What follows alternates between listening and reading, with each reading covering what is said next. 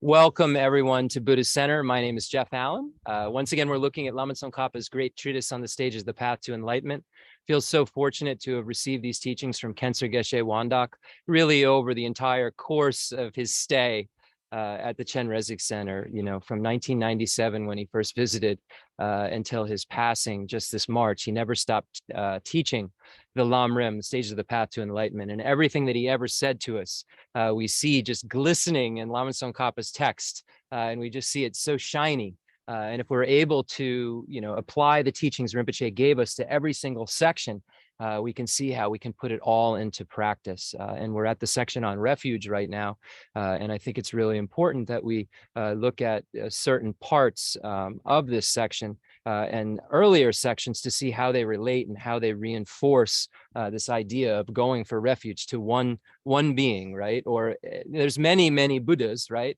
But one specific type of being, right? Like, why would we, put all of our faith and our lives in the hands of one kind of being? Why would that make any sense? We have to establish what that reasoning is if we want to really say that we go for refuge. So across the screen, there isn't a setup for professional audio. It's just my video, correct? I just want to check and make sure everybody just sees. Okay, wonderful. Okay, so let's get started. So I just want to give a little bit of an explanation of why we do so much setup before we actually do the prayers. Before Rinpoche's passing, I said to him, these prayers are so deep. And I said, they have so much meaning in them.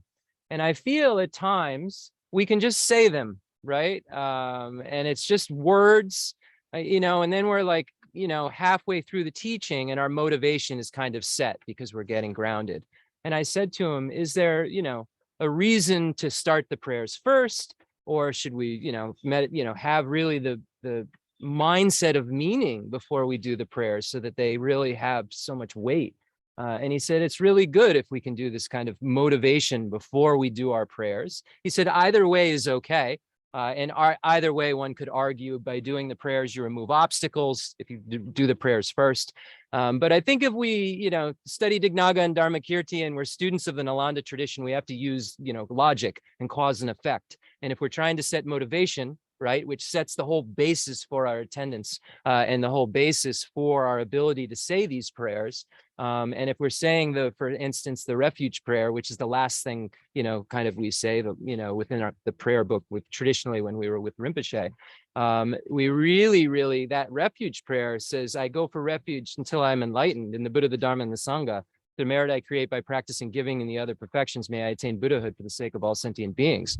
Within that, right, if you just said it just like that and it didn't mean anything, you would miss that one stanza has the entire Buddhist path within it of the teaching sharing common with beings of small, medium, and then the teachings for beings of great capacity are all inferred within that one thing. And if we can set our motivation where we're really blossoming into that understanding and then say the prayer, then it'll have so much more of an effective kind of blessing on our minds, if you will. And it's not just coming like hoping we're getting a blessing from outer space. It's blessing our mind with what we've learned and taking it through the stages to say, yes, I must become a Buddha. So I should take a refuge that says I'll become a Buddha, right? So I've based on Rinpoche's advice, said that maybe we'll do this kind of guided meditation and then do the prayer. So I just wanted to explain why we do such a long kind of meditation before we get into the prayers. It maybe seems a little bit different than normal, but this was at the guidance of Khenser Rinpoche, and he agreed that if we could do that, it would be great, right? If we could really be in that place of the refuge when we go for refuge. So that's the reasoning behind it, and I thank you all for being here on this fine Sunday. We all have a chance today to become a Buddha because we're practicing the Mahayana. Or we're wishing to practice the Mahayana, however you would put that. If we're not bodhisattvas, we're wishing to become bodhisattvas, and we can become bodhisattvas because we have stages of the path that will 100% lead us there, and we have Buddha nature, so there isn't any individual in the universe that won't become a Buddha based on these stages that we're studying. So that's the wonderful part, that there's a universal path in terms of cause and effect. that everyone will realize, and we'll be able to see that when we see that all of the Buddha's teachings are instructions to practice. So before we get into any more detail, let's get into a posture which allows us to kind of set a motivation, make our mind as clear as we possibly can get it, so that we can then actually hear these teachings in a pure way, with the right motivation, that we're listening to these teachings to become a Buddha for the sake of all sentient beings. So we want our mind very clear so we can grow that seed of Buddha nature that we have into the actual motivation that would grow the stages of the path. So let's get into the 7-point Vairakana posture we've gone over many times, putting our legs in a cross-legged position, our right hand on our left with our thumbs touching, our arms, we kind of bow out once we get our shoulders into a comfortable position. So we have it on our lap. We have our head slightly tilted forward with our eyes slightly open at a 45-degree angle, pointing down kind of at our nose and our mouth, in a comfortable position with our tongue on the top of the roof with it against the teeth. So we will have all of our body in this position that will allow for us to have more clarity of mind because of the alignment of the channels and so forth. And it will allow us to sit for longer and longer periods of time once we accustom our body to doing this specific position. So we get into the 7-point Vairakana posture, and we're going to add an 8th point, which will be the breath. We begin breathing in and out through our nose within this 7-point Vairakana posture, breathing in all the way to the top of the breath, filling our diaphragm. We see our stomach filling as we inhale, and then as we exhale, exhaling all of the breath, breathing in and out in a normal fashion, not breathing in too quickly, not breathing in too slowly, just doing it in a very normal fashion, filling up our lungs, filling our diaphragm all the way, and then exhaling. And as we exhale, count the number 1. And then doing the process again, focusing only on the breath, the in and out of the breath. Anytime the mind moves onto something else that isn't the breathing in and out, bring the mind back to the breathing in and out. So breathing in all the way to the top, exhaling 1.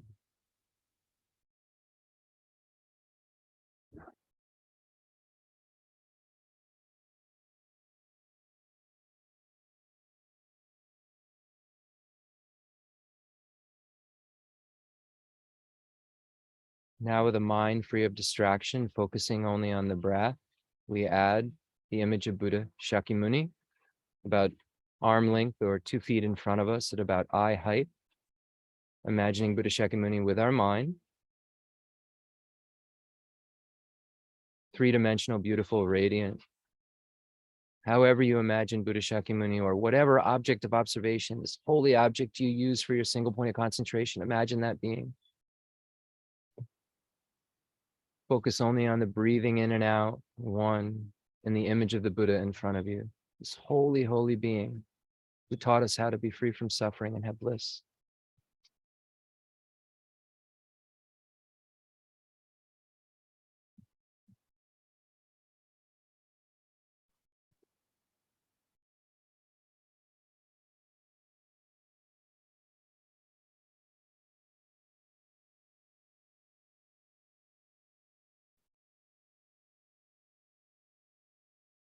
Now we think about why we came to Buddha's teachings.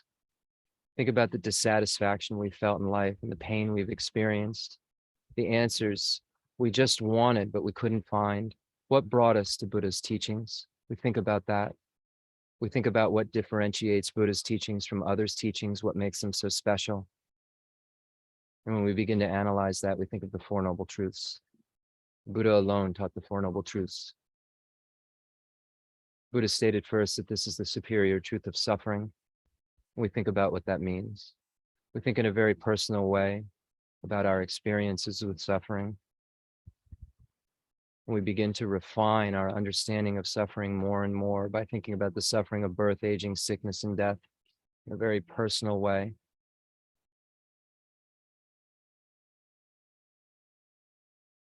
Think about all of the things that we've been separated from that were pleasant,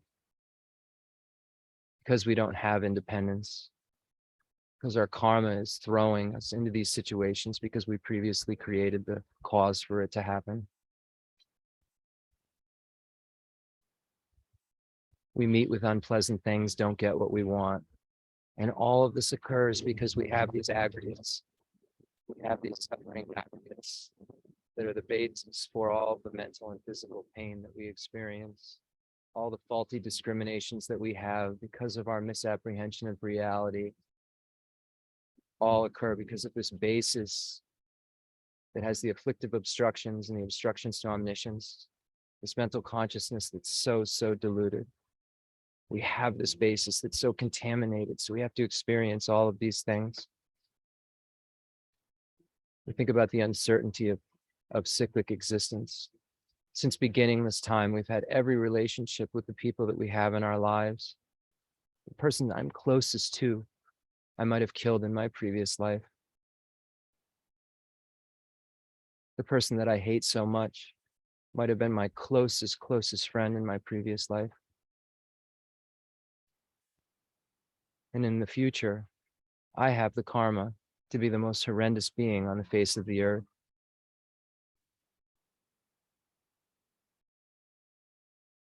The normal world celebrates the stopping of a murderer. The only way I can stop a murderer is if I stop my grasping at self and self-cherishing attitude. Based on my throwing karma and completing karma and the previously accumulated behaviorally concordant results, I will kill. I will be the worst being anyone in the world could ever imagine.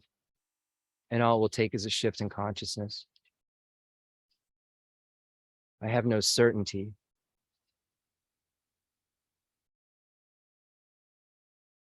Never satisfied with anything that I have, taking on bodies over and over again, shucking them off, feeling I'm okay because I'm in a higher realm, not paying attention, and then not being okay at all in a lower realm and not paying attention. And with no companions on this quest, I'm alone.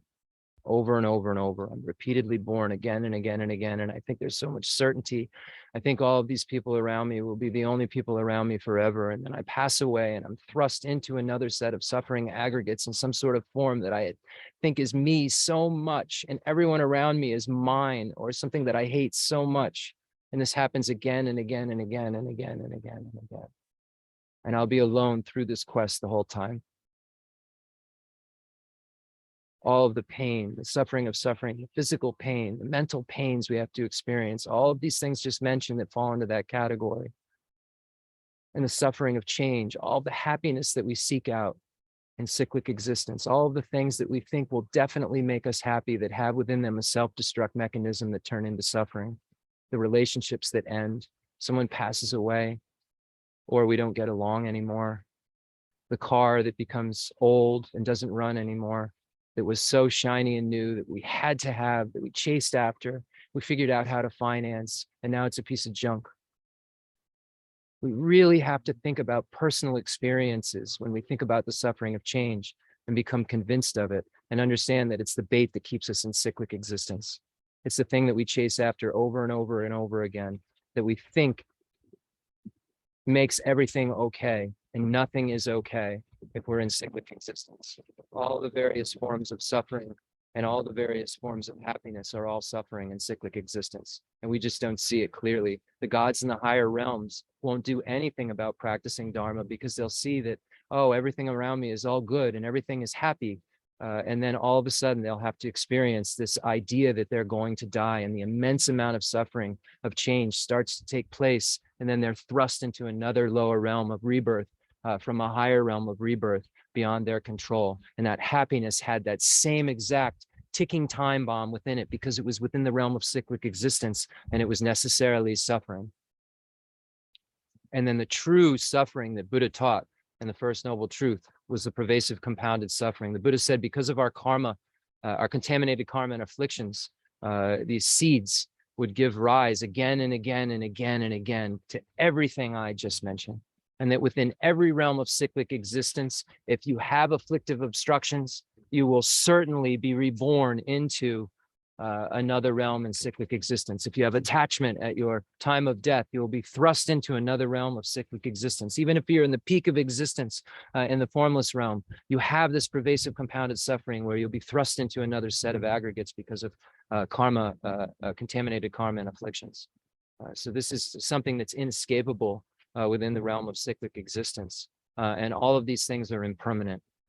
There's impermanent things that stop naturally, like 2022 will be over in 2023. But then there's things that don't stop unless we put a stop to them. And that kind of impermanent phenomena is the impermanent phenomena that the suffering falls into, that samsara falls into. Samsara will continue to happen. Our suffering existence that we have to have experience again and again and again and again will have to happen if we don't put a stop to it. It's the kind of impermanent thing that just keeps on going and keeps on going. Our consciousness is the kind of impermanent thing that never stops. It always keeps on going. There's no stopping it, right? So we will be reborn again, but we will be reborn again into cyclic existence, rather, if we have this karma and afflictions. It won't stop unless we put a stop to it. So we have to figure out what gives rise to the result of samsara or cyclic existence if we want to put a stop to it. And we begin to see that the Buddha said that it's our grasping at true establishment of the I and phenomena that gives rise to all of cyclic existence. So Buddha said this is the superior truth of origin. That everything suffering around you, and even the happiness that you think is happiness, is suffering. All of this around you that won't stop unless you put a stop to it is caused by grasping at true self of person and phenomena. And if you stop this grasping at true self of person and phenomena, the inappropriate attention that it creates goes away, and then the afflictions that that creates goes away, and then the contaminated karmas and actions that those afflictions create go away, and therefore samsara goes away. Sick suffering goes away. Your consciousness doesn't go away. It's just pure, and now you're in the case of this particular conversation in nirvana. You no longer have any more suffering if you remove this grasping at true establishment. You have complete fearlessness if you can remove that. And this is where the Buddha got to the next truth and said, this is the superior truth of cessation. Because of this very logical sequence, because of the truth of suffering being an impermanent phenomena. All impermanent phenomena are results. Certain types of impermanent phenomena only kind of stop if you put an end to them, right? They'll keep happening if the cause is there, and the cause is grasping, and that'll keep happening unless you put a stop to it. But if you put a stop to it, then there's no more cyclic existence. There's no more samsara. And Buddha said this can happen because you just need to get rid of what causes the result, this ignorance that grasps at the I and phenomena as being truly established. If you get rid of that, the result of suffering goes away. So this is just such good news, right? We just went through all of these painful thoughts. We recognize all of the pain we'll have to experience in the future. We know about the realms of cyclic existence. We know we have an opportunity to be a hell-hungry ghost, an animal, a human, a demigod, or a god if we've studied properly. We know all of these opportunities exist, and now we know they don't have to, and we can have a freedom from all of that suffering. So how, right? So then the Buddha said that this is the superior truth of path. The Buddha said that you need an antidote to that ignorance. You have to apply the opposite of ignorance, which is wisdom, that it isn't, diluted. It doesn't have any kind of mistake in terms of the object of observation of all phenomena, right? There isn't any mistaken idea. There has to be this wisdom path that is realized in order to, blow up the truth of origin, if you will. And this wisdom path that's realized is this superior path that recognizes through this process of investigation, through inferential valid cognition, and then direct perception, over and over and over again, that just gets rid of this origin, this grasping at true establishment. So the understanding that things are not truly established serves as an opponent as a grasping at true establishment. And we have to realize this at a more and more refined level in order to end cyclic existence, in order to get rid of the really, really kind of subtle points in our minds that grasp at the I and all phenomena as being truly established. So we have to understand this over and analyze it over and over again, and look at all of these different texts so that we can then inferentially understand it and then have a direct, valid cognition that doesn't have to rely upon a sign, a non-conceptual understanding of the nature of reality, where we can abide in the direct perception of emptiness. And we do that over and over again, and that refines our understanding of emptiness and gets more and more subtle graspings away to where there's no more grasping, there's no more what grasping causes. So the result is gone, and then we have nirvana. So we feel so good. We don't ever have to suffer again, right? When we're younger, we don't say, "Oh, I want to do this when I grow up." Okay, if we have all the means and everything, and we have the aptitude to fulfill that, all we have to do is go to school, right? All we have to do is fulfill all the steps necessary in order to get our bachelor or master or doctorate or technical school degree, right? We have the aptitude to do it. So we just have to do whatever it takes. That shouldn't be this thing that makes us feel so helpless. We should feel so empowered because we have this human basis that will allow us to practice this Dharma. We have all of these 8 leisures and 10 opportunities. So we shouldn't feel helpless. We should feel so empowered because the Buddha told us exactly what we have to do to end our suffering. And this is a moment where we not only have this gratitude that we have this human basis where we have a chance, we have a path laid out in front of us. It's so clear that we can take advantage of the chance that we have. So we feel so good about that. And the Buddha said that this isn't the complete result. This isn't the complete story.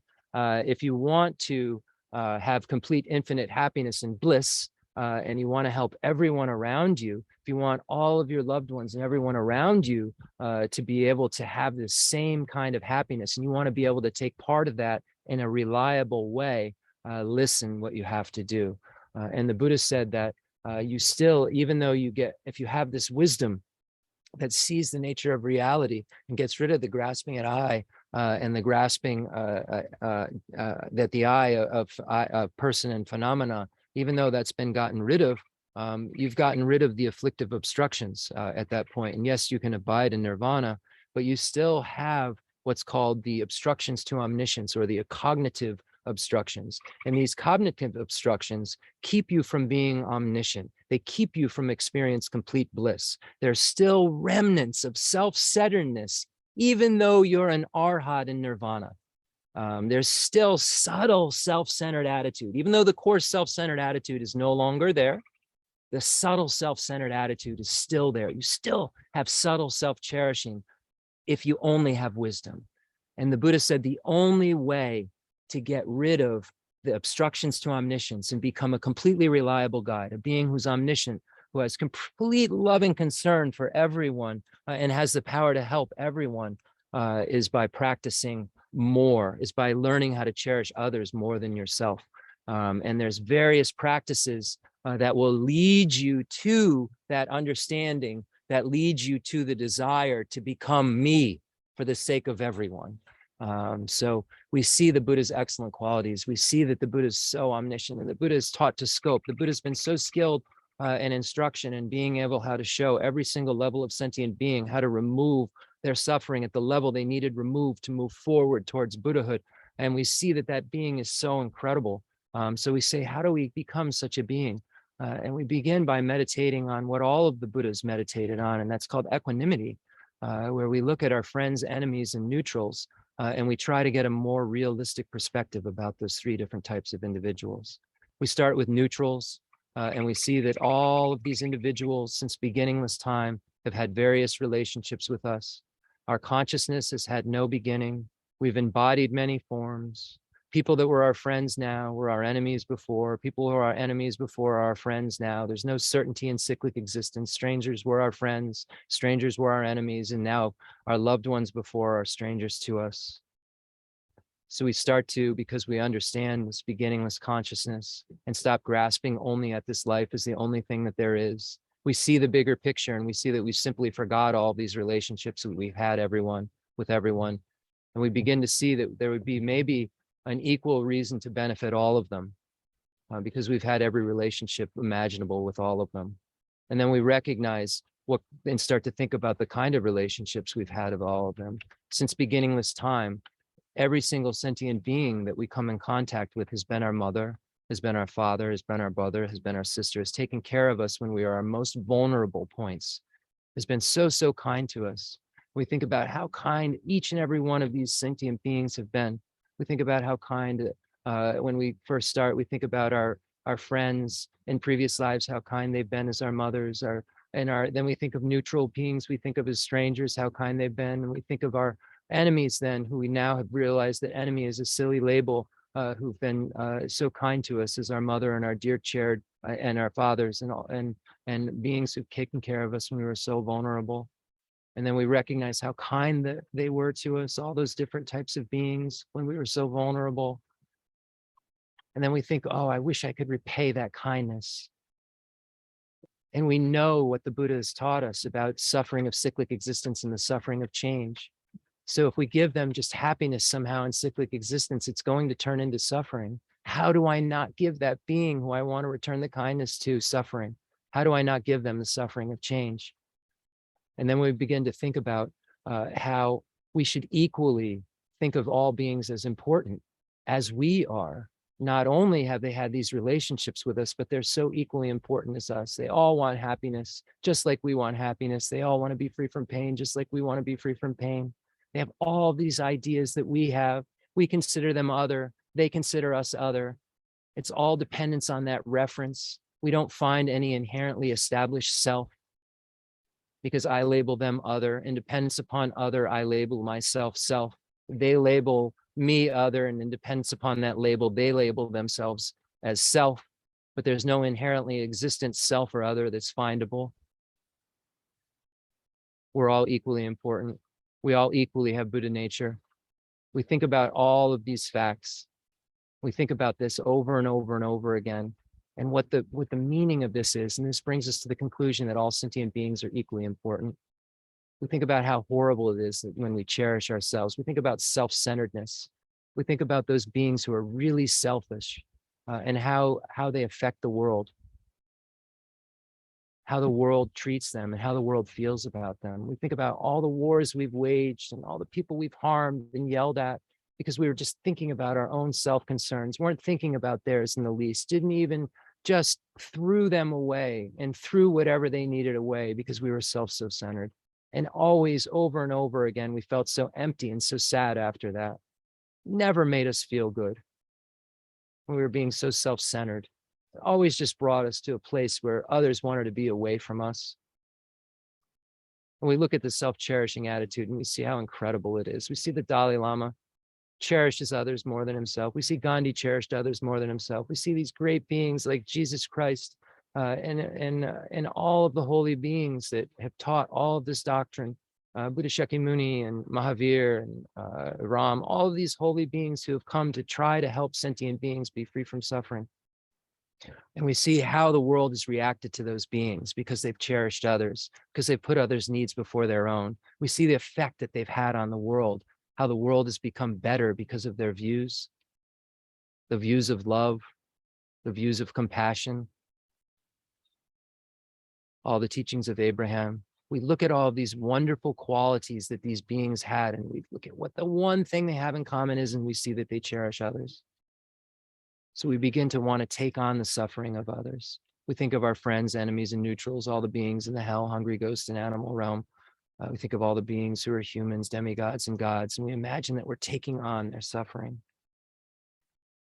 Imagine that we're giving them all of our infinite happiness, giving them all of our root virtues. Imagine that we come to this conclusion that it makes more sense to cherish others more than ourselves, because the self-centeredness is so bad. It's never brought us anywhere. We recognize this extraordinary kindness that everyone around us has shown us. We see that just the blanket that I'm using right now to stay warm in is dependent on so many causes and conditions and so many sentient beings in order to make this possible. All of the seeds and these beautiful flowers behind me from seeds from a previous crop that wonderful farmers and wonderful people who knew seed genetics were involved with to be able to make me experience this beautiful environment I'm experiencing. Someone, made the trees come down to make a house that I'm able to stay in. And the previous trees were planted by someone who's not even alive today. So we begin to see how all sentient beings are so interdependent with us and have been so kind to us, and it's in dependence upon all of them that all of our happiness that we get, mundane, and then in the highest level, super mundane, depends upon sentient beings. Sentient beings are required for me to be generous, for me to have patience, and my Buddhahood will be contingent on those things. My ethics require sentient beings to be ethical towards, to not harm. My Buddhahood will be contingent on them. So we see this interdependence in how kind these sentient beings are, and we say, I must free them all from suffering. I must bring them to a state of complete happiness that's free from suffering. We think about this, may all sentient beings have happiness in the cause of happiness. May they be free from suffering and the causes of suffering. I will bring them to that state where there's freedom from happiness and freedom from suffering. May the gurus, Buddhas, and Bodhisattvas please bless me to be able to have the strength to do this. And then we say, I'll take it upon myself the task of freeing all of them. And then we realize from that statement that just a blessing isn't enough. We aren't capable. We aren't reliable. We have to mature our mind. There's no short path. The Buddha did not take a short path. The Buddha did not just say one word and become enlightened. The Buddha investigated reality and loved sentient beings more than himself and had compassion for sentient beings more than himself. And then through this path that came from understanding his own desire to get out, achieved complete Buddhahood. I haven't done any of that. So I'm in cyclic existence. I'm laying on the ground with everyone else with broken bones. I can't help them up. And we recognize what then must be done. I must become a Buddha for the sake of all sentient beings. It's only the Buddha who can bring me to that state where I'm a completely reliable guide by showing me the path and then me transforming into that being so that I can show other sentient beings that exact precise path. So I must become a Buddha for the sake of all sentient beings. And then we say in our minds, may I become Buddha for the sake of all sentient beings. May I attend this teaching today to become a Buddha for the sake of all sentient beings. May I recite these prayers to become a Buddha for the sake of all sentient beings. Becoming a Buddha is the only reliable guide. Buddha is the only way I can have infinite bliss and complete freedom from suffering. Those two combined things only come with Buddhahood. May I become a Buddha for the sake of all sentient beings. So with this in mind, imagine that all the gurus, Buddhas, and Bodhisattvas are all around us in the space in front of us. Imagine Khyentse Geshe Wandak, imagine His Holiness the Dalai Lama, any other holy lamas you've been had contact with, Dema Lucha Rinpoche, Lama Zopa Rinpoche, Thich Nhat Hanh, all of these wonderful, wonderful beings. Imagine him. His Holiness, like I said, Khyentse Geshe Wandak, who we know so well, Geshe Gompo, Geshe Aga, Geshe Ma Tenzin Ladrin La, just smiling at us, just radiant smile. All the beings of the profound view lineage and extensive deeds lineage and the lineage of blessings, imagining all these holy beings of Maitreya and Asanga and Vasubandhu and Dharmakirti and Dignaga, and imagining all the holy beings, Manjushri and Nagarjuna and Chandrakirti and Aryadeva and Buddhapalita and Chandrashita, and Baba Vega, imagining all the holy beings, Natisha and the Tigadampa masters, imagining Lama Tsongkhapa and Joseph and Kirchhoff, all of the holy beings who've taught this tantra, all the holy beings of the Kaju Nyingma, Sakya, Galupa lineages, and all the Indian pandits of the Nalanda tradition. Imagine them all there with the four classes of tantra beings. Imagine the highest yoga tantra, yogic tantra, performance tantra, and action tantra beings are all in the space in front of you. All the 35 Buddhas, all of the Dharma protectors are all in the space in front of you, and so happy that you're here attending this teaching. Now imagine that you bring all sentient beings here with you. Imagine that you radiate infinite arms and you grab them from the hell, hungry ghost, animal, human realm, demigod above you, or wherever, God's realm, grabbing all these beings and bringing them to this teaching, and being so happy that you've been able to assemble every single sentient being in the universe. And now you become so happy because you now have the goal that all sentient beings have happiness and freedom from suffering. And now you know that they're all here doing just that. And all the gurus, Buddhas, and Bodhisattvas now become overwhelmed with bliss because all of their ideas that they wish would come to fruition are coming to fruition at this very moment. All sentient beings are assembled, doing exactly what it takes to become Buddhas, to be free from suffering and have infinite happiness, and to become the most reliable guide. So all the Buddhas have more Buddhas helping them to empty cyclic existence. So they're so happy that we're all here, and they wish we could all just realize this doctrine, realize emptiness, and realize bodhicitta and the union of the clear light mind, our mind with the union of the clear light mind. We will be able to achieve these realizations. So we imagine that this bliss the Gurus, Buddhas, and Bodhisattvas have, and all sentient beings are around us. We imagine that on our top of our head we have a white Om, our throat a red Ah, at our heart a blue Hum. And we imagine that all sentient beings have Om, Ah, Hum at their head, signifying crown, signifying body, throat signifying speech, and heart signifying mind. Om, Ah, Hum. Red, blue, white, red, blue. And now we imagine that all the Gurus, Buddhas, and Bodhisattvas, from the bliss that they're experiencing, emanate light rays and nectars that transform first into white light rays and nectars with the syllable Om, that dissolve into our crown and all sentient beings' crown, and purify the body of ours and all sentient beings. Imagine that blue light rays and nectars come out and transform in, red light rays and nectars come out and transform into red Ahs, and then dissolve into our throat and all sentient beings' throat, transforming our speech into pure speech, and all sentient beings' speech into pure speech. Now imagine that from all the Gurus, Buddhas, and Bodhisattvas' bliss, blue light rays and nectars fall, turn into the syllable Hum, and go to our heart area where the Hum is and all sentient beings' Hum is, and transform our mind into pure mind. So we imagine this showering down on us, almost like blizzard in a snowstorm. Om, white Oms, red Ahs, and blue Hums, purifying our body, speech, and mind, respectively. So as we're engaging in this visualization where we imagine this blizzard of purification of our body, speech, and mind, our body, speech, and mind will in the future be transformed into the pure body, speech, and mind of the Buddha. So we imagine that this is happening right now, and that these blessings are taking place, and we're leaving imprints within our mind to have pure body, speech, and mind, because results are concordant with the causes, and our future Buddhahood will come to fruition by having a mind that imagines that imagines that result over and over and over again. So we become familiar with purity in a very, very subtle way that then can be transformed into purity, the way that we can do this in some of the tantric teachings. So with this visualization in mind, let's recite the Heart Sutra. Sutra of the Heart of Transcendent Knowledge. Thus have I heard, once the Blessed One was dwelling in Rajagriha at Vulture Peak Mountain, together with a great gathering of the Sangha monks and a great gathering of the Sangha of Bodhisattvas. At that time, the Blessed One entered the samadhi that expresses the Dharma called profound illumination. And at the same time, noble Avalokiteshvara, the Bodhisattva Mahasattva, while practicing the profound Prajnaparamita, saw in this way.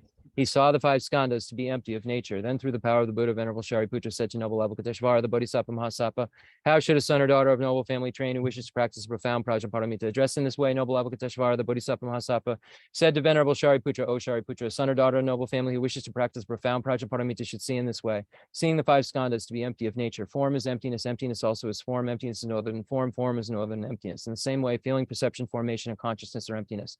Thus, Shariputra, all dharmas are emptiness. There are no characteristics, there is no birth and no cessation, there is no impurity, no purity, there is no decrease and no increase. Therefore, Shariputra, in emptiness, there is no form, no feeling, no perception, no formation, no consciousness, no eye, no ear, no nose, no tongue, no body, no mind, no appearance, no sound, no smell, no taste, no touch, no dharmas, no eye dhatu up to no mind dhatu, no dhatu of dharmas, no mind conscious dhatu, no ignorance, no end of ignorance up to no old age and death, no end of old age and death, no suffering, no origin of suffering, no cessation of suffering, no path, no wisdom, no attainment, and no non-attainment. Therefore, Shariputra, since the Bodhisattvas have no attainment, they abide by means of Prajnaparamita. Since there is no obscuration of mind, there is no fear. They transcend falsity and attain complete nirvana. All the Buddhas of 3 times by means of Prajnaparamita fully awaken to unsurpassable, true, complete enlightenment. Therefore, the great mantra of Prajnaparamita, the mantra of great insight, the unsurpassed mantra, the unequal mantra, the mantra that calms all suffering should be known as truth, since there is no deception. Prajnaparamita mantra is said in this way.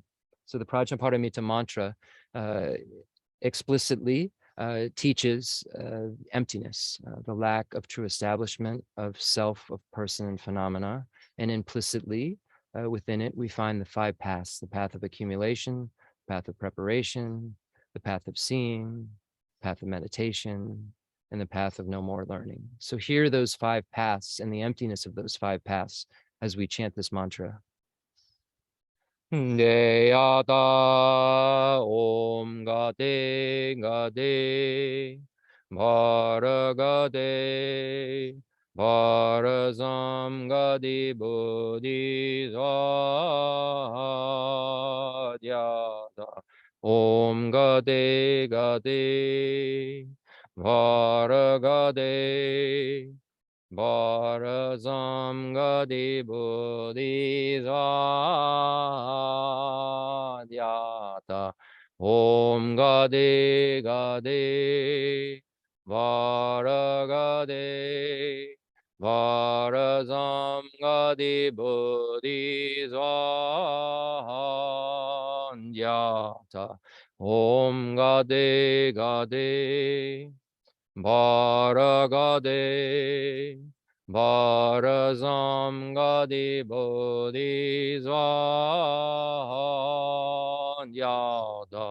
Om Gade Gade Varagade Varazam Gadi Bodhi Svanyada.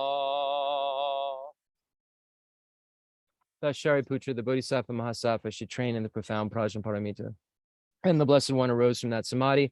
Praise noble Avalokiteshvara, the Bodhisattva Mahasattva, saying, Good, good, O son of noble family. Thus it is, O son of noble family. Thus it is. One should practice the profound Prajnaparamita just as you have taught, and all the Tathagatas will rejoice. When the Blessed One had said this, Venerable Shariputra, noble Avalokiteshvara, the Bodhisattva Mahasattva, that whole assembly in the world with its gods, humans, asuras, and Gandharvas, rejoiced and praised the words of the Blessed One.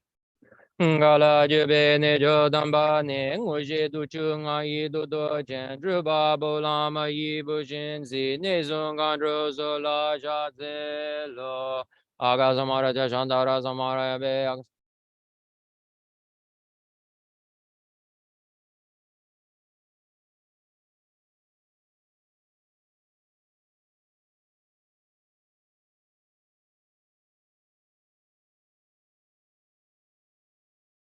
Aga Samara Chandara Samara Yame Diada Onga Digati Barakati Barasangati Badiso Baba Vanja Sanjika Edime Doji Labadoji Mebadoji Shivadoji Ragi Baji Medumisha Danji Shedingo Soha Girin Dunja Shiwada Medum Nuvejan Jawada Tumba Dunjim Bonzon Zonjoji Dashi De Jandenda de Lejo.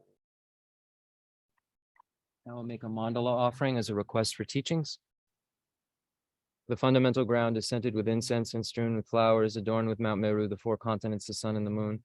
I imagine this is a Buddha land and offer it. May all sentient beings enjoy this pure realm. Holy Lamas high, wrap the sky of your Dharma bodies in massive clouds of knowledge and love, and let them pour upon the earth of your disciples as we are ready, a shower of rain, the teachings deep and wide.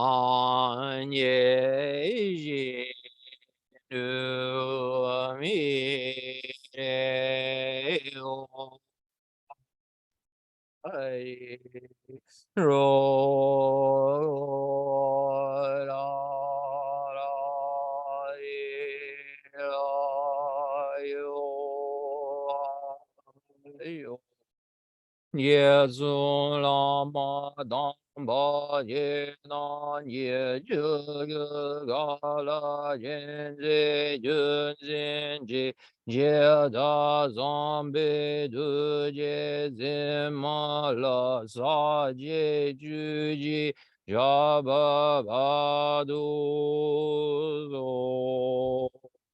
I send forth this jeweled mandala to you, precious Guru. Idam Guru Rana Mandala Gani Radayami.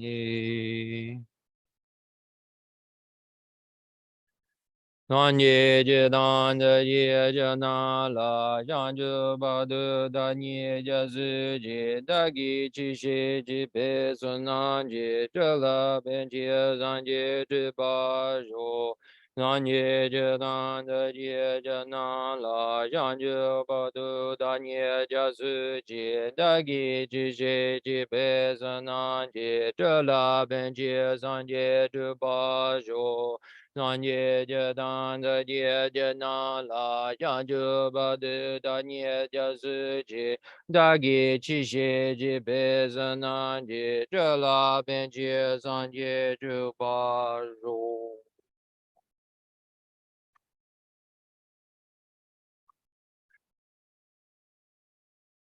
So from Dignaga's 6th century Pandit, yogi, scholar, logician, Dignaga, compendium of valid cognition.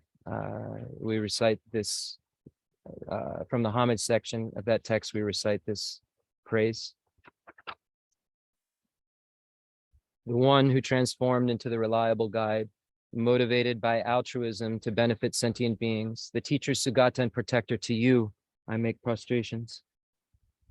Now from Dignaga, from Dharmakirti's Pramanavartika Karika, commentary on that text, the commentary on the compendium of valid cognition, we find this homage made to Buddha Shakyamuni. The one who has eliminated the web of conceptualizations and is endowed with the divine bodies of the vast and the profound, who eternally shines forth into forever noble light rays. To you, the Buddha, I make prostrations. Inspired by wisdom and compassion today in the Buddha's presence, I generate the mind of full awakening for the benefit of all sentient beings. May this teaching be heard and understood in the language of all sentient beings. So wonderful. Sunday talking about how we can be free from suffering forever and how we can have bliss forever. We've experienced little tastes of what freedom from suffering is here and there. So we kind of know the difference between suffering and happiness at our mundane level. And we've seen the tastes of happiness. Likewise, we've seen the taste of happiness. So we have a frame of reference for the fact that we like happiness better than suffering.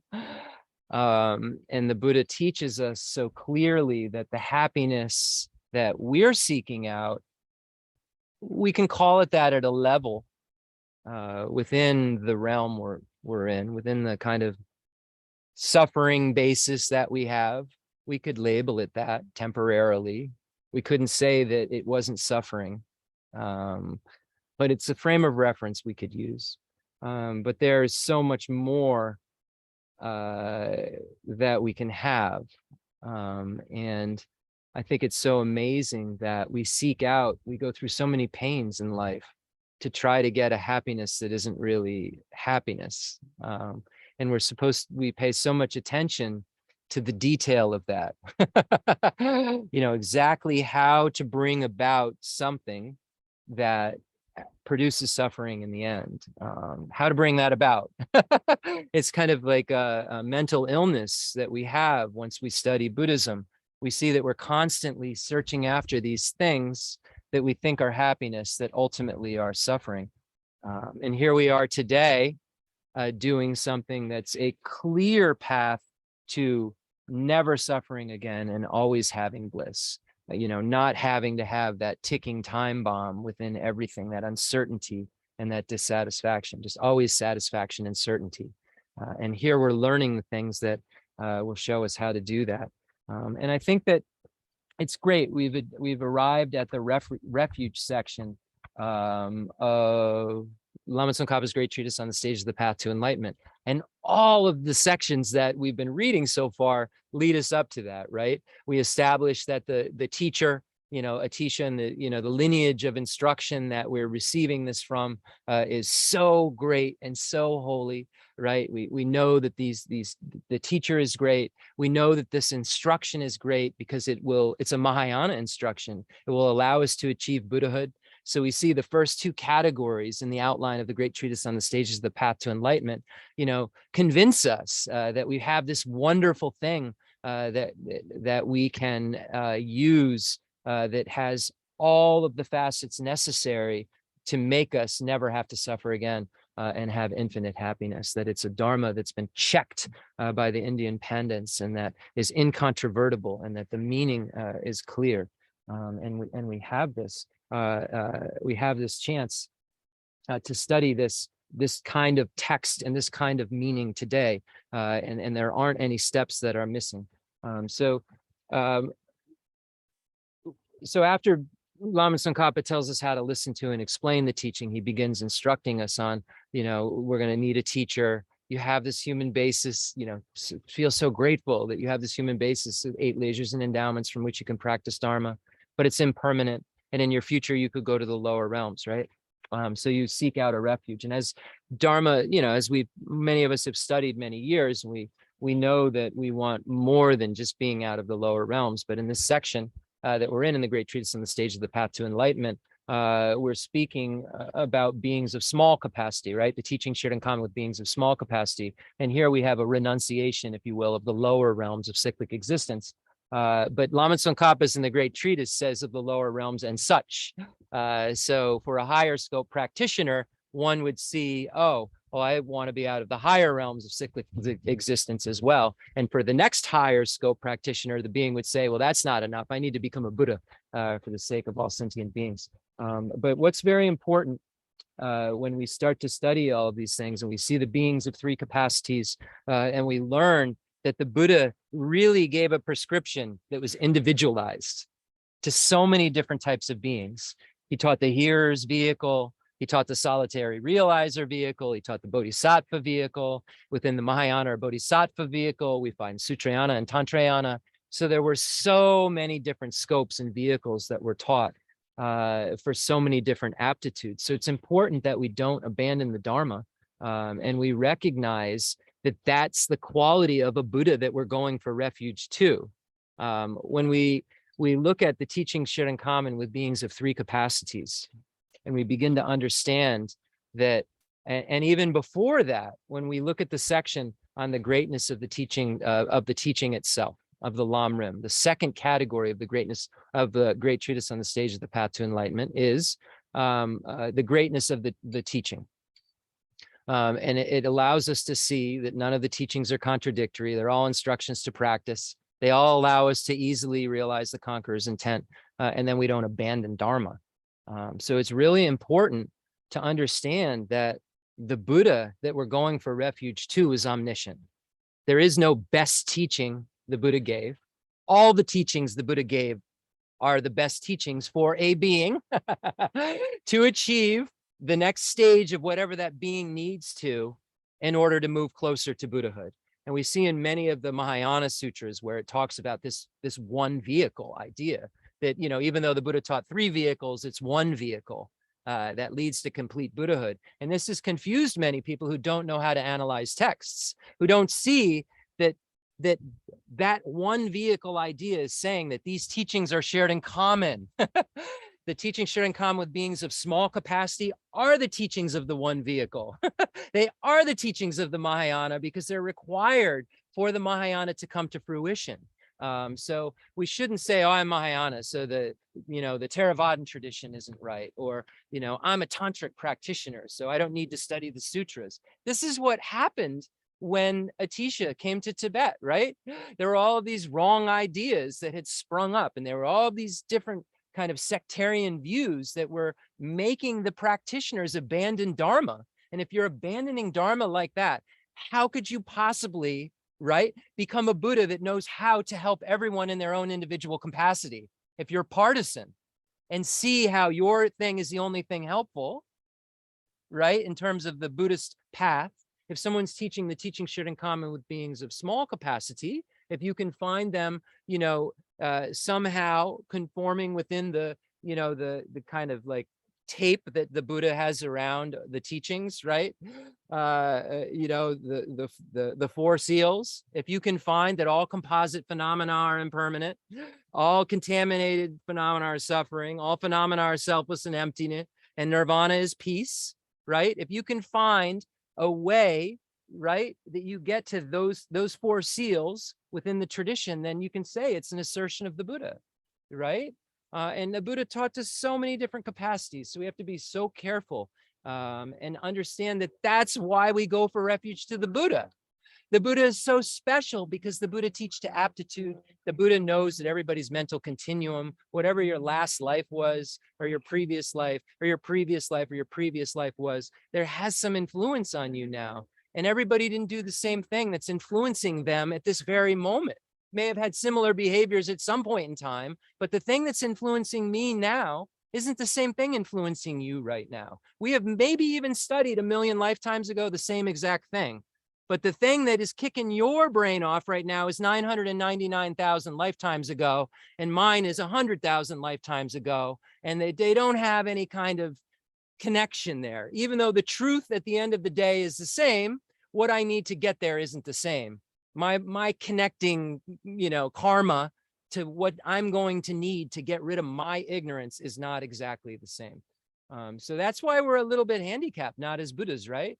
And that's why all I can do as a teacher of Buddhism is just lay it out in a path and then say, you as a practitioner have to look in the mirror of the Dharma, rely on yourself. In the Lojong teachings, right? It says, rely on the two witnesses, rely on others. How are they perceiving you? Rely on yourself. How is your mind perceiving the world? Because you can fake others out, right? So how is your mind perceiving the world? Do you have these realizations of the small scope?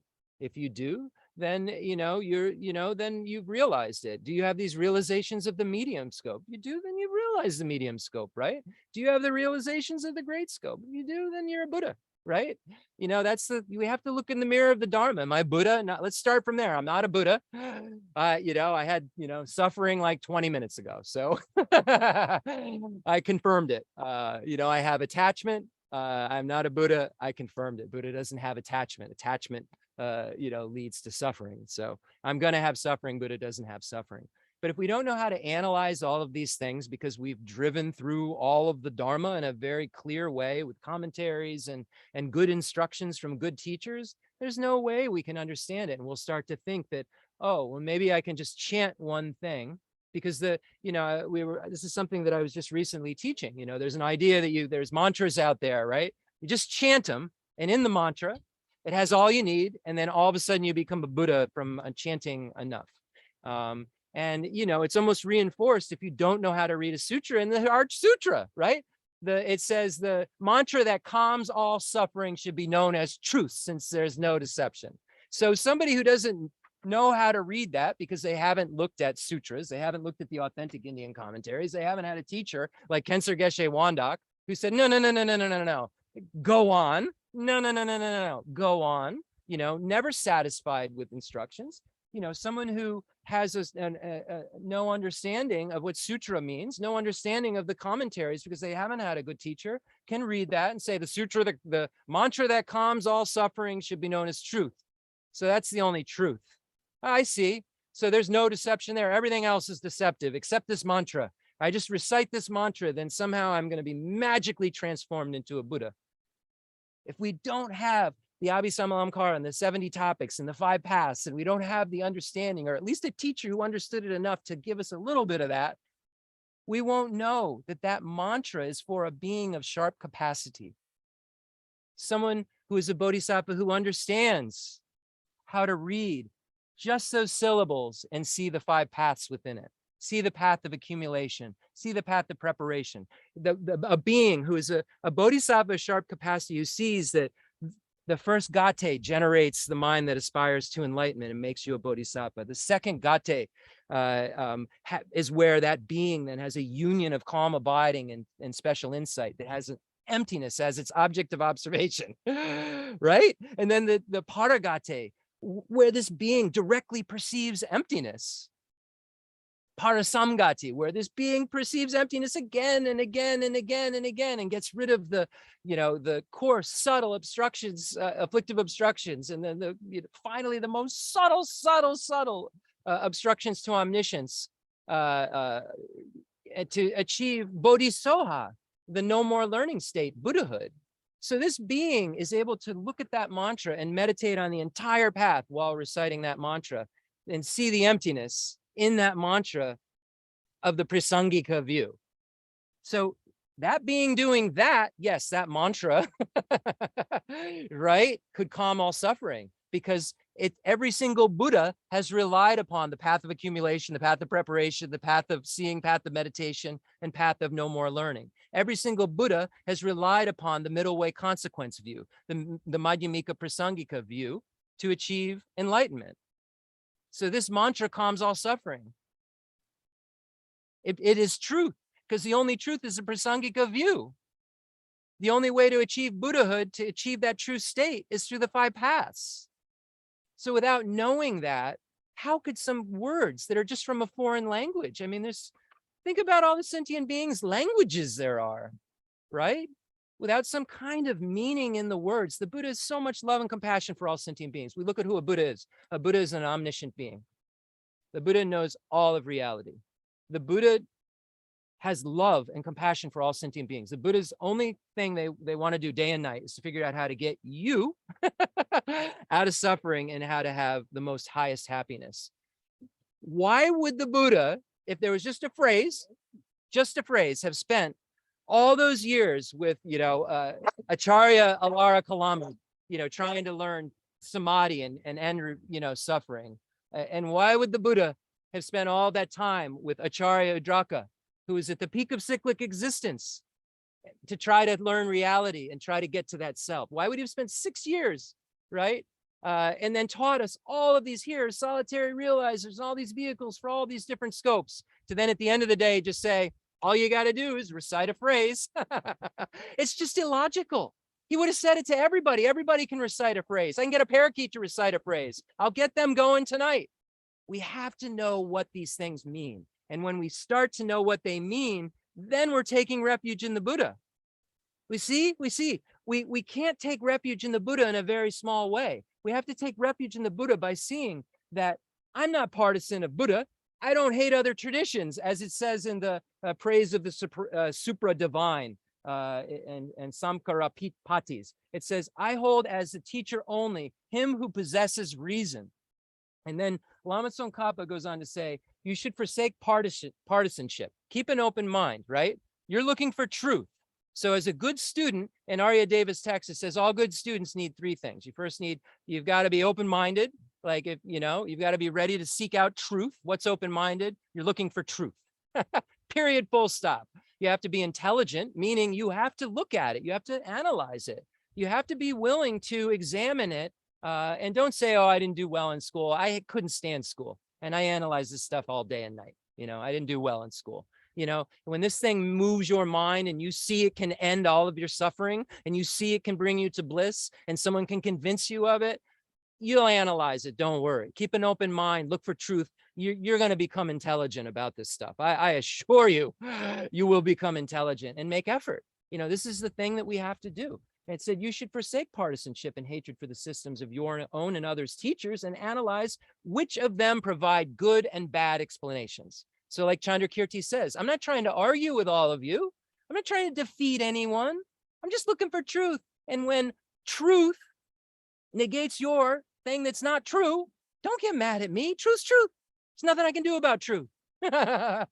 So it says, then you should adopt only that which gives the means of attaining the 2 aims: high status, rebirth in the higher realms, within cyclic existence, and the definite goodness of liberation and omniscience. So definite goodness, we know when it talks about it in Nagarjuna's text. High status is rebirth in the higher realms of cyclic existence. Certain goodness is liberation of the here solitary realizer vehicle. And it can also refer to complete Buddhahood. So there's 2 levels of certain goodness, right? So there's nirvana and then there's complete Buddhahood. So it says liberation and omniscience and provides. So it says, then you should adopt only that which shows the means of attaining the 2 aims of trainees and proves and provides correct proof. So the Buddha is saying, cut and rub my teachings. Lama Tsongkhapa is saying, Don't just believe something's true because someone said it. Because if you're that kind of person, anyone will tell you anything. You won't on your deathbed be ready, I promise. If anybody can tell you anything, you'll be shocked at the things that'll happen. You'll be shocked at the spirits you see. You'll be shocked at the things your mind creates. Your mind can tell you anything at that point. You will not be ready. Be ready with logic. Be ready with correct analysis and proof. I watched a being, a bodhisattva, who was totally ready, die in front of me, and it wasn't the way that I would die today. Make sure we've established through valid reasoning and gotten an incontrovertible proof in our minds about what truth is. So we have our object of refuge that we go for, that we believe 100% based on reasoning. So it says the scriptures of the two systems are what are to be analyzed to find which does and does not bear truth. Thus, it would not be suitable to cite them as proof. So don't just quote something for me. Show me how that logically makes sense. Don't give me a quote. The Buddha said, kill your mother.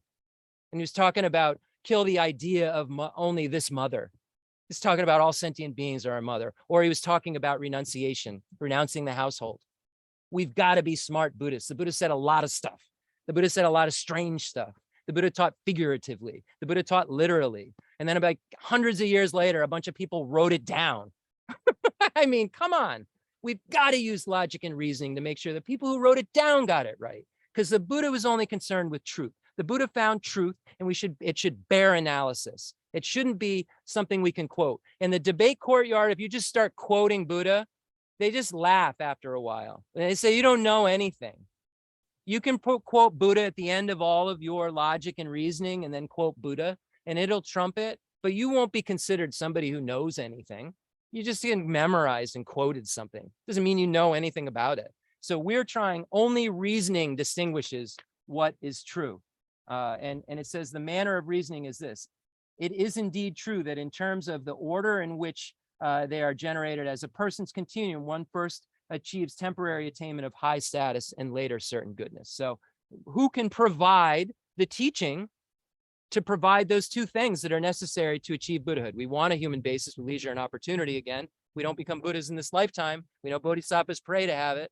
So how do we get it? Who teaches us how to get it? And it says that when you start to analyze, it says, however, when scriptures showing the two aims of beings are analyzed to find whether they are false or not, one first establishes through reasoning that a system is not deceptive about the principal aim of definite goodness. So here, Lama Tsongkhapa is saying the teaching shared in common with beings of, here he's saying deceptive about the teachings for the principle, the aim of definite goodness, which is liberation and Buddhahood. And then one can infer that the system's not deceptive in terms of high status. So let's look at it at the highest level. Can you achieve liberation? Can you achieve Buddhahood from it? Analyze it. And if that's the case, then it must be true that you can achieve a higher realm based on what the Buddha says. So we are not just having blind faith as Buddhists. We're analyzing these scriptures and we're making sure that we know what is being presented. And in Aryadeva's 400 verses. So we were talking about the lower realms of cyclic existence, right? The hell and the hungry ghosts. We can't see them. These are phenomena that are very, very difficult to understand. But we can see that the Buddha taught us so many other things that even in terms of hidden phenomena, that using correct signs and reasoning we can establish. And the Buddha taught us so many different things that can bear analysis that are correct. So Aryadeva says, whoever has generated doubt in Buddha's word on the non-manifest will believe that only Buddha is omniscient based on his teaching on emptiness, right? So you see the teaching on emptiness, which is the ultimate view at the end of the day. And the Buddha then, knowing the ultimate reality, wouldn't present other things that were not ultimate reality. So it's important when we look at the teachings of the Buddha, we establish that the Buddha is an excellent being. We look at the excellent qualities of the body, speech, mind, and enlightened activities of the Buddha. And it's incredible what this being can do. But we need to establish that this being could be made, and that what this being's saying is different than other traditions. Why are they a capital T? Why was Acharya Udraka at the peak of cyclic existence and the highest level of formless samadhi not in nirvana? Seemed like it, right? Why is the Buddha's teaching different than some of the other non-Buddhist teachings? What differentiates that? Why am I going for refuge to the Buddha? If we don't know why, when we go Sanje Chodan Soji Chodan La, that's great. Sounds good, Namo Gurube, Namo Buddhaya, Namo, that's great. But why are we what is our refuge produced from fear and faith? And that second part of faith is so important. It's not blind faith. We aren't Buddhists because we don't like the religion we were brought up with. I mean, so many Buddhists I hear talking more about how bad the religion they were brought up with than knowing even what Buddhism talks about. It's almost like now I've got an outfit to make my family upset. It's like we really are not approaching Buddhism because it's an alternative thing that's different, that's interesting, because we don't even know what it is if we haven't studied what differentiates it from another tradition. So we're saying, oh, this tradition I came from, they don't even have logic, but we don't either. We have the same blind faith that we're criticizing. We're so critical of everyone but ourselves, right? We look at the outside world and we criticize it for everything that we do. And we have to make sure that we aren't being those kind of folks, that we really know what we're going for refuge in. So many people, and I think there's an external reaction too that happens, right? When you say to the outside world, right? When you now put the Buddhism suit on, right? So Jeff Allen decides he wants to become Buddhist and then starts having Adrian tattoo Buddhas. I'm in a rock band, right? So this makes sense to me. I don't know really. I have imprints, and I obviously have karmic connections to all of this stuff. I would agree with that. But I don't know what I'm doing at all, like in like this life at all. And I'm thinking this all sounds really good. And all it is at this point is karmic connection that I'm riding on. I'm making big moves because of karmic connection, but I really have no idea what it is I'm believing in.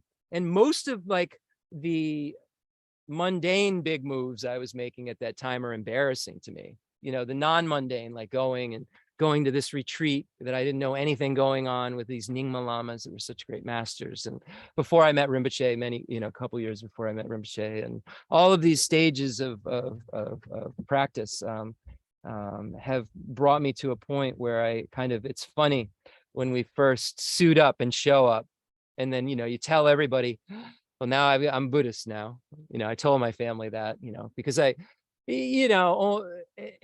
it's funny when you do that and you tell all your friends, no, I'm Buddhist now, right? And especially if you start tattooing it all over your body and wearing your mala, like getting the biggest one possible and wearing it around my neck on stage, the toads, all my tattoos now of the Buddhas. I'm a Buddhist, everyone. Does everybody hear me?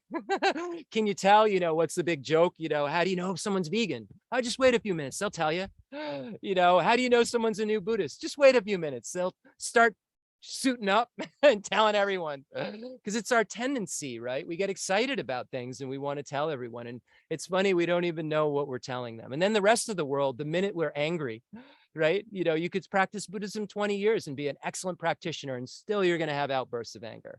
Does that mean you're not practicing Buddhism? No, it doesn't mean you're not practicing Buddhism. Hopefully you're not having them every 5 minutes if that's what you did 20 years ago.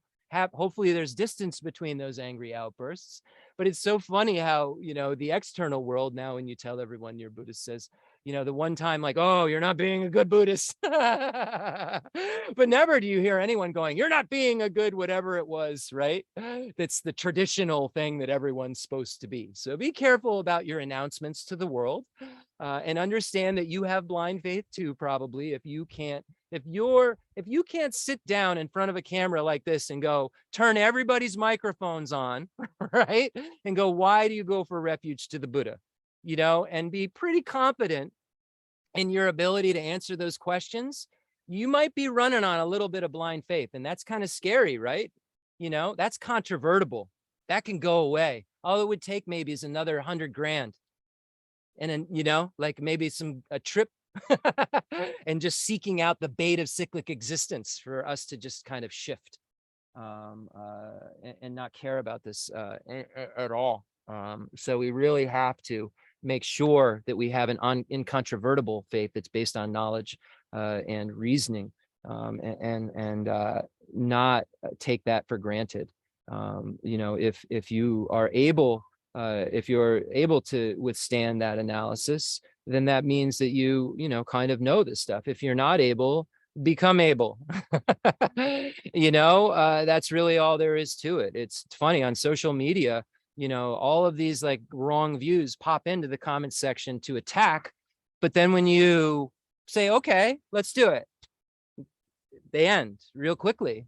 So you imagine if that's what you based your life on, all of these things that you didn't really put any proof into. You think I can just chant this, and then I break down 10 comments, how exactly things are analyzed, and then it's just nothing to say. Imagine if your whole life you find out you had nothing to say. You weren't even practicing in a way. You weren't doing anything different than maybe like your meditation. You were just a distraction. You were doing bliss meditation. Could have been drinking. Could have been watching TV. In terms of not wasting this life, right? You know what I mean? In terms of like letting a life just go by, right? If you get attached to that feeling in meditation, what's the difference? It's addiction. Beings, according to Buddha, waste eons sitting in a formless realm, in cyclic existence, only to be born in hell. Addicted to that feeling because they haven't gotten to the object of negation, the self-grasping ignorance that gives rise to a self-cherishing attitude. And Khenser Geshe Wandak was so kind to us. He never let us get away from the truth of origin. He never let the slipperiness of the world kind of move us into, let's just feel good for today about ourselves, and that's our spirituality. He never let us do that. He always let us say that this ourselves right now, we can feel good about because we have a human basis. But it's not what it looks like. You're suffering all of the time. Even when you think you're happy, it's not what you think it looks like. You have this self-grasping. It's going to throw you again into something you don't want, that you can't even imagine. There's realms you can't even imagine. There's realms people couldn't even imagine a couple 100 years ago that are right in our round globe. We talk about that a few 100 years ago. Go tell somebody who's never read, doesn't know anything about the world, just gets through the day to live, wherever that culture is, and go back however long you need to, right?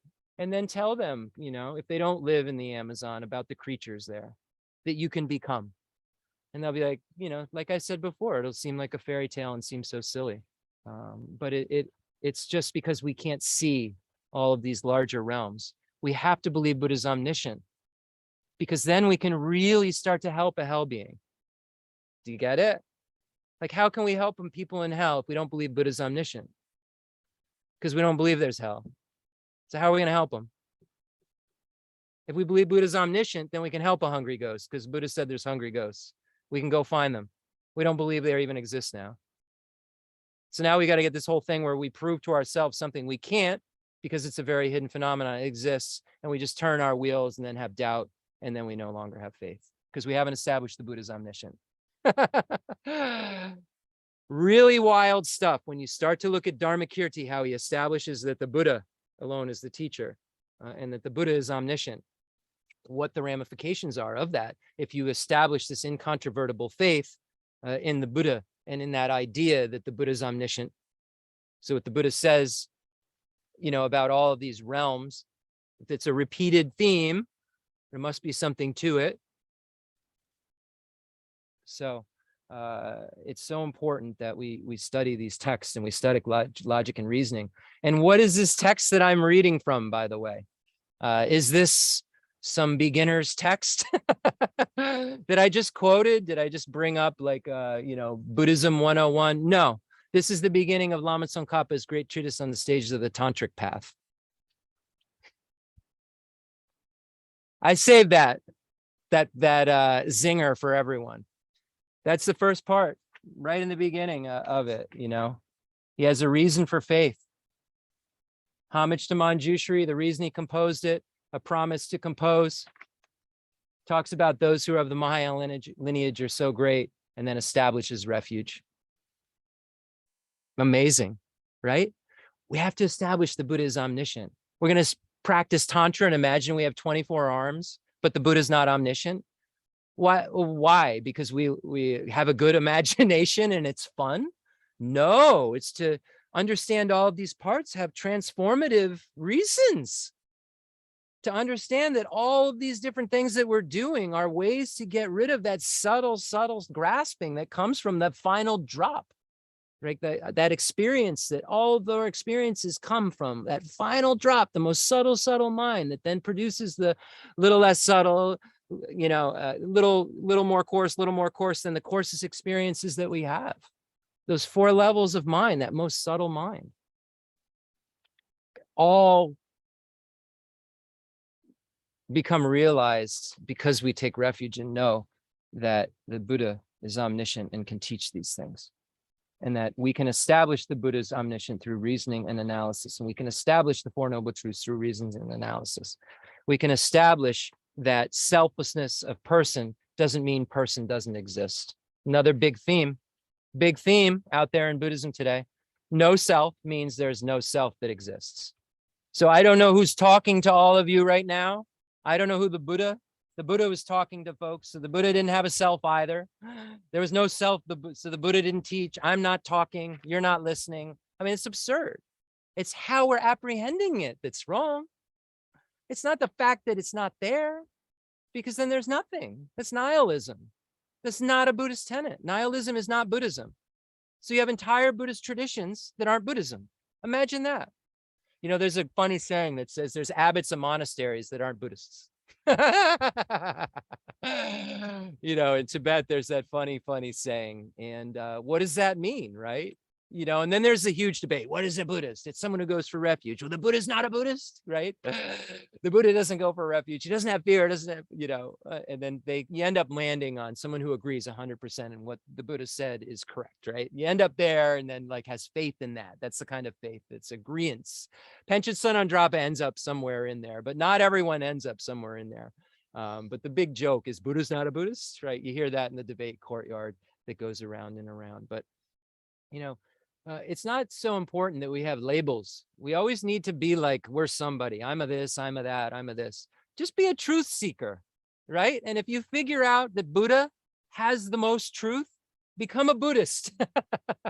And I know I'm talking to a lot of you who've been Buddhists, right, for a very long time. But just, this isn't some thing to discourage us, right? This is for us to really look in the mirror of the Dharma right now.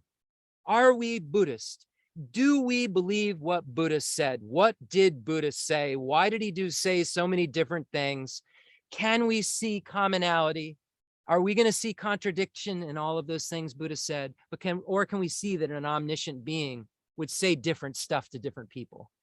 It'd be just ridiculous if I thought that the way for me to explain how to, change the mind would be the same way if I went to a kindergartner to explain it, or if I went to a Harvard PhD. I would definitely need to use different language. I wouldn't use the word etymology if I was talking to a kindergartner, right? Even if I was trying to explain to them how words are put together, I wouldn't use that word, right? But if I was talking to a Harvard professor, I could just say, oh, look at the etymology of the word.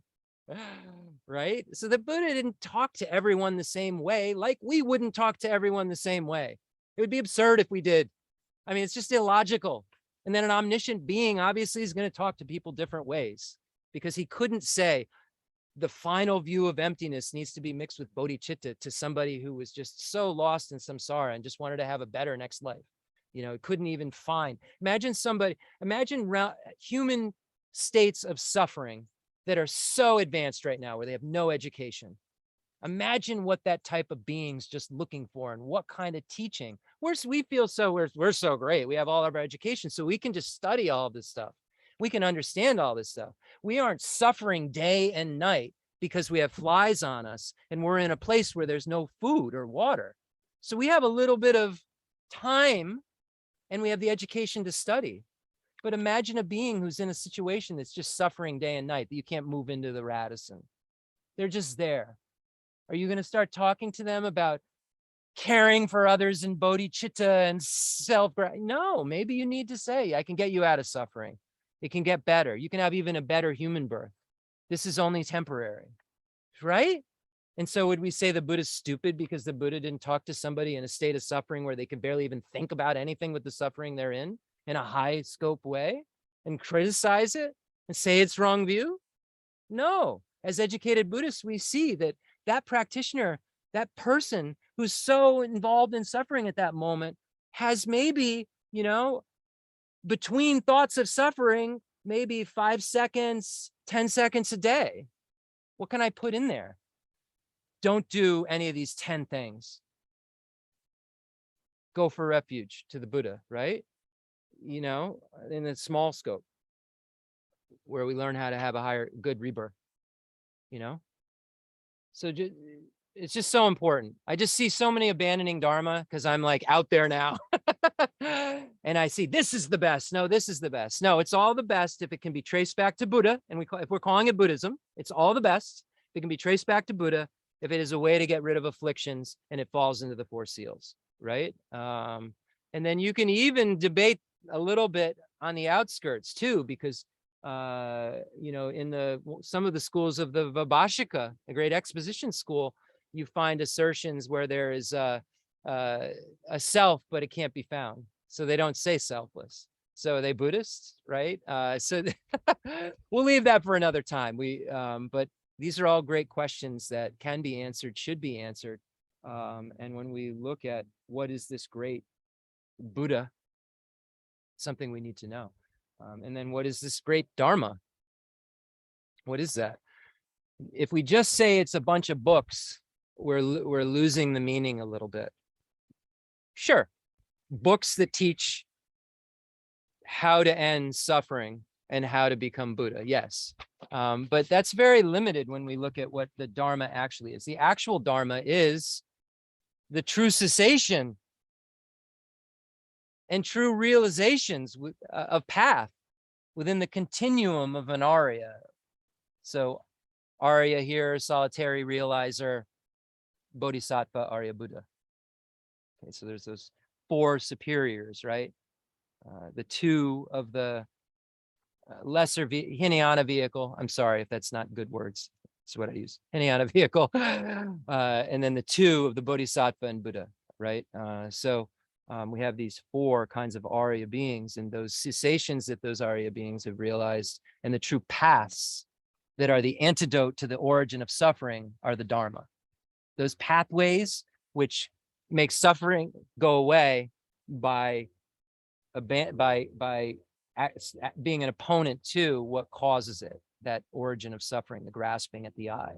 So it's the ending of samsara in the mind of a superior, or the cessations, cessation in the mind of the superior, and in the mind of a superior, and then those pathways, those truths that lead us to the complete cessation of suffering.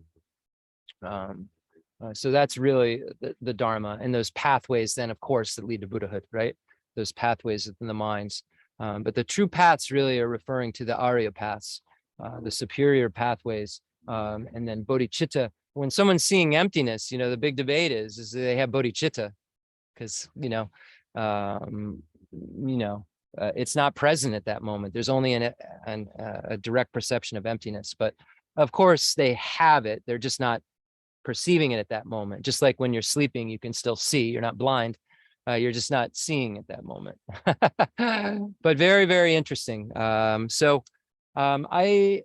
think that too much emphasis is placed on generalities and not an emphasis on what those generalities mean. So people look at just the generality and they don't have precision with the words, and then the words aren't, the meaning isn't correct. We're just translating this stuff. Everybody's got to understand that. So we're even in a worse shape. We're translating this. So we have all these English words that are loaded with all of this meaning, right, that we put on them, So when we read in books different translators, we have to be very precise, know what we're reading, and not not look into it in the wrong way. And if we just have an outer understanding, then we're just going to make up what we think it means. And then we're going to say we're Buddhists and we aren't even taking refuge in what the Buddha taught. Because we've just looked at a coarse thing that's maybe figurative and interpreted it wrong. So the Dharma is really the actual paths and the cessations, the actual things that work, not anything that doesn't work, not anything incomplete, not anything missing, all the paths, right? Those true paths. That's what the Dharma really is. And the Sangha really are those beings who've realized them, because they're the ones who know. The Aryas are the ones who know what the true paths and true cessations are, right? Those superior beings have the correct information, never wrong, right? So it's not like, oh, I think it may be like this. It's not like us when we're like pretty sure about something, or we've got a pretty good grasp on it. The Buddha's, has the complete grasp on it, has absolutely no fear because he has the complete grasp on it. Doesn't have any problem with any of it because of the complete grasp. So we will become the Buddha with a complete grasp by grasping it completely, right? So it's kind of like a funny way of looking at it, but nothing becomes more difficult from familiarization, and results are concordant with their causes. And it's so important. That was the Buddha's main thing. Its results are concordant with their causes. Suffering can end because it's a result. Keep making the thing that makes suffering continue. You'll keep having suffering. Get rid of the thing that makes suffering continue. That is impermanent, and that is the kind of impermanence that will end if you put an end to it, and suffering won't continue. It's just logic. You don't just look at the empirical world around you. Don't plant a seed and then stand there and wait for corn. You have to have, and not just the seed, the water and the sun. You need all of this. You need the not only the karma that will give rise to it, you need the affliction. If the affliction's not there, you could still have remaining karma that could give rise to suffering. Even it's at high levels, but it won't, because there's no affliction to make it pop off that throwing karma into that kind of existence. So we have to know what all of this means. We have to study this very thoroughly. We can't be just satisfied with just small explanations. And the great beings never were. Khyentse Geshe Wandak was never satisfied with small instructions. He was studying right to the end of his life. He was looking at the Parshin Chittun at the end of his life, the general meaning of perfection, the commentary on Maitreya's Abhisama Alamkara at the end of his life.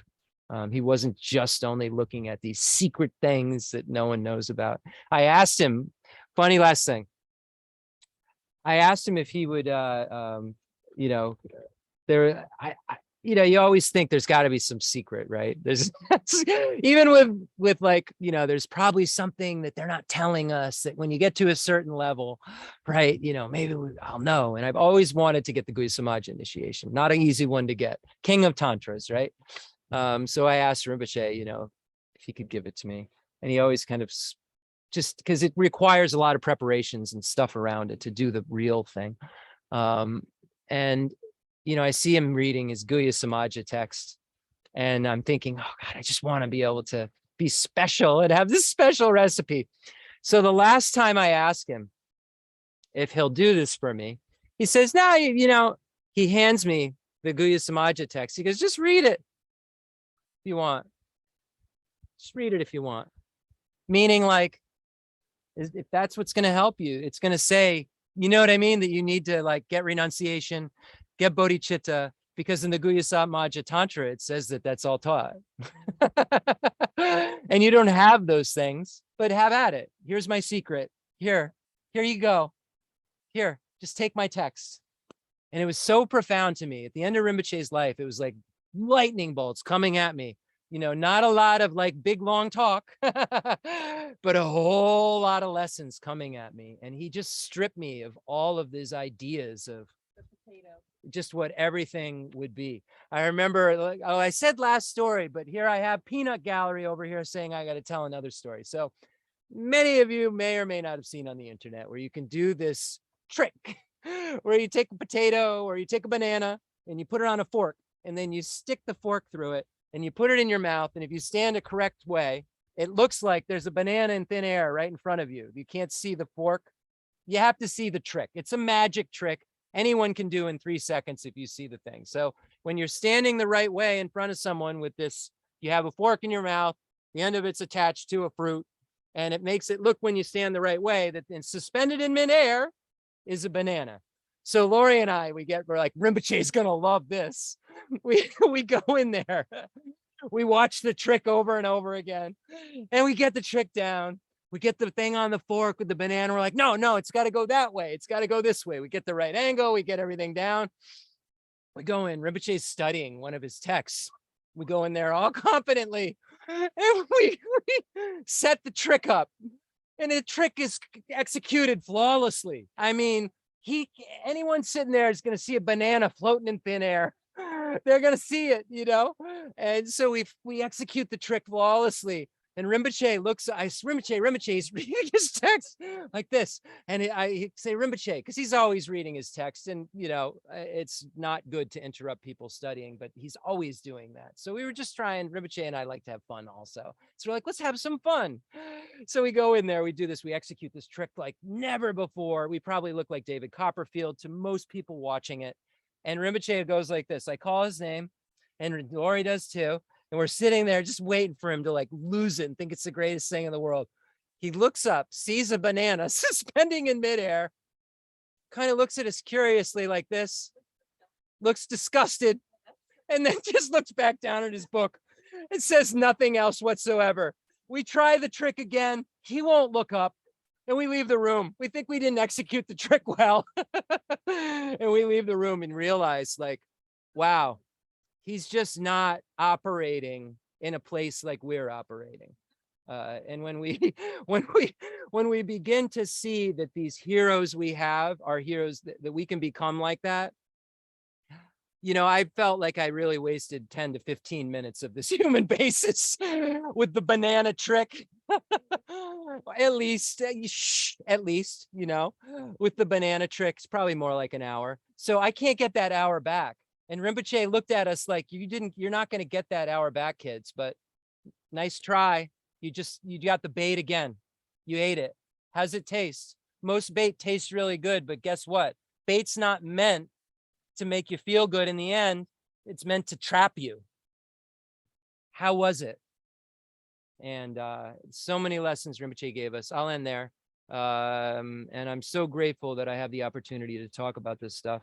I'm so grateful that we just went through a meditation that goes through all the stages of the path. We see how someone would sit down on a cushion and meditate on the Four Noble Truths, and then see how combining the Four Noble Truths with love and compassion through the combined 7-point cause and effect and equalizing and exchanging self with others method practice allows us to become Buddhas and be a real suitable basis for Tantrayana. It's just amazing, right? As we see, we have to have this incontrovertible refuge right in the beginning of Lama Tsongkhapa's great treatise on the stage of the tantric path. So we're so fortunate to be able to go through these stages in our mind, and hopefully we can do this every day. And my aim is, and it would make me just so happy, right? Is if myself and you, because I'm talking to you, right? For some reason, could even in a shortened way, get up in the morning and think like, oh, I have suffering. There's a way that this suffering is caused. It's impermanence, the kind of impermanence that this cause will keep making it happen unless it's stopped. And it can stop if I rely on this path, and I have to care about others. If you can run through that in your mind in a clean way, oh my gosh, almost tears will come right now. I'm thinking about it. If just me talking, like one person tomorrow morning can run through this in a way that's more cohesive than they had before. Oh my gosh, that's the only aim of this. One person, 10 people, 100 people, however many people. I have no control over that. The great Kadampa master said, I can't help sentient beings. They're pretty helpless, you know, can only help myself, right? I don't know, as an odd and omniscient being, they're helpless. I can't help them. I can only help myself based on what someone who can help them has said to do. So thank you for listening. And let's recite Geshe Langri Tamba's beautiful 8 verses for mind training. And no, you know, I one of the most powerful things, and I think about, because I think about Khyentse Geshe Wandak, and Khyentse Geshe Wandak for me, for some reason, always felt like a Tisha. I wrote a long life prayer for him that never made it into production. I'll find it someday. I think it's pretty good. I know it's pretty good. And it talks about him being like a Tisha, bringing a lamp to the West, to shine a light on the Dharma that was pure as a diamond. So one day, maybe the long life prayer will be that. But yeah, I miss Rinpoche so much. But he taught us so much that he'd be ashamed if we sit in mist, because he'd be like, I'm right here, you fool. Right? That's how Khyentse Geshe Wandak is. So the reason I'm bringing this up is Lord Atisha said, you know, if you never get to meet me, don't be sad. Don't be sad. Generate bodhicitta, and you'll know exactly who I am. You'll know what my mind looks like. You don't have to have met me. You'll know my mind. And when I think about Rinpoche and I talk about his greatness on these different platforms and people who've never heard his name, and I think about it, and I think about like what, you know, you don't have to meet him. Just hear these teachings. Hear this Lam Rim from me. You know him. I promise. If you listen to this, you know Khyentse Geshe Wandak. You don't have to meet him, because you are right now. These teachings of the Lam Rim, the teachings shared in common with beings of small and medium capacity and great capacity, were Rinpoche. That was him. And when Atisha says, don't worry if you didn't meet me, you meet me when you meet bodhicitta. I think about these teachings and I think you all meet Rinpoche every time I speak. And I make sure I don't speak anything not Rinpoche. I really try hard to do that. And I hope that you all feel Rinpoche right here when I'm talking. That's my goal. My goal, because if you don't, if you knew Rinpoche and you don't, I'm doing something wrong. I'm messing the lineage up. And I'm so glad that I know better. So if you want to know what Rinpoche's mind looked like, listen to this prayer. 8 verses on training the mind by Geshe Langri Tamba. With the determination to accomplish the highest welfare of all sentient beings who surpass even a wish-granting jewel, I will learn to hold them supremely dear. Whenever I associate with others, I will learn to think of myself as the lowest amongst all and respectively hold others to be supreme from the depths of my heart. In all actions, I will learn to search into my mind. As soon as a disturbing emotion arises, endangering myself and others, I will firmly face and avert it. I will learn to cherish ill-natured beings and those oppressed by strong misdeeds and sufferings as if I had found a precious treasure difficult to find. When others out of jealousy treat me badly with abuse, slander, and so on, I will learn to take all loss and offer victory to them. When the one who I have benefited with great hope unreasonably hurts me very badly, I will learn to view that person as an excellent spiritual guide. In short, I will learn to offer to everyone without exception all help and happiness directly and indirectly, and respectively take upon myself all the harm and suffering of my mothers. I will learn to keep all these practices undefiled by the stains of the 8 worldly concerns, and by understanding all phenomena as like illusions, be released from the bondage of attachment. When we look at the 7-point mind training, we see at the end here where the ultimate truth is taught, right? The emptiness of all phenomena. We have to make sure that whenever we're doing all these practices, we see the emptiness of the action, the emptiness of the doer, and the emptiness of the object we're doing it in relation to. So we have to always see this emptiness.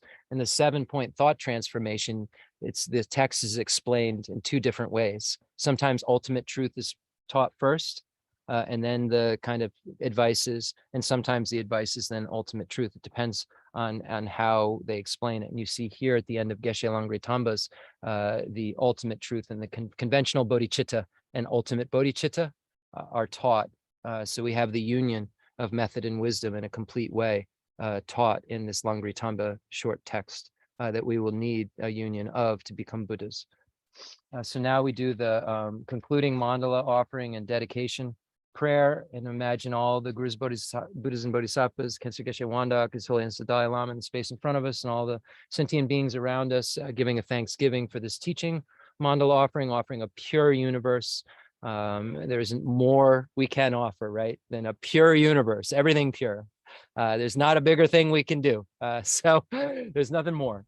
So that's what we're going to offer. We're going to offer the most we can. And that's what this mandala offering is the most pure thing we can with and imagining that the sentient beings get to experience this purity also that are around us, and we experience this purity, but we're offering it to the Gurus, Buddhas, and Bodhisattvas for this teaching, and where it goes back to that pure lineage.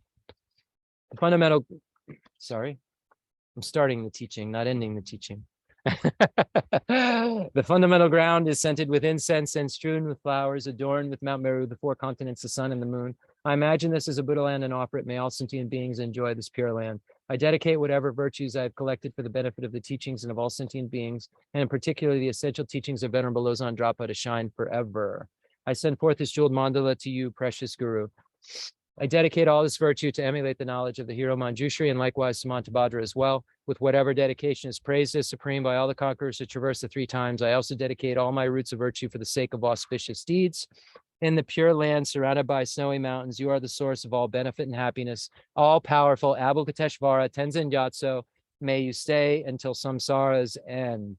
Ngangri Rawe. This is Dalai Lama's long life prayer in Tibetan. Ngangri Rawe Gorwe Jinjam Dir Bendan Dewa Malu Jongwe Ne Genre Zewa Tenzin Yatso Yija Bezide Badu Denyo. I saw some Tibetan speakers on. Thank you so much. I wanted to be able to pray with you.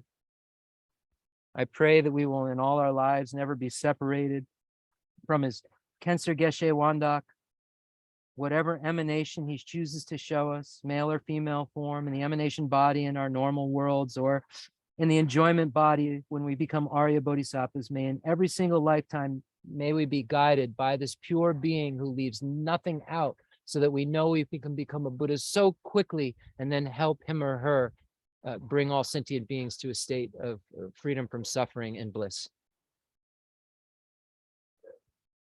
Thank you so much, everyone. I really appreciate you so much. I appreciate everyone who's tuned in on other applications. And I'm so happy we can carry on Khenser Geshe Wandak's lineage. I hope we can get together somewhere sometime soon. Yeah, thank you. Please change your minds this week. Please let these teachings saturate your mind in everything that you do. Lord Atisha went to everyone and said, instead of, how are you today? How's your family? He said, how's your mind? So I pray that our minds are all virtuous. See you on Thursday, folks.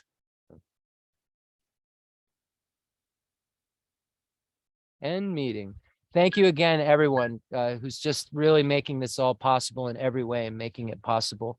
And people who are helping with TikTok and helping with the applications. Thank you. Thank you, Lich. Thank you, people who are checking them, Terry, just everyone. I see Stephanie, I see you on there looking at them. I send to Alessandra. Karen, if you'd like to get in on it, we're here doing some fun stuff. So I really appreciate all of you, and all of you being on gives me a reason to give this talk, gives me a reason to prepare this talk. And I just want you to know, I really, really, really, really, really, really am grateful. Thank you. See ya.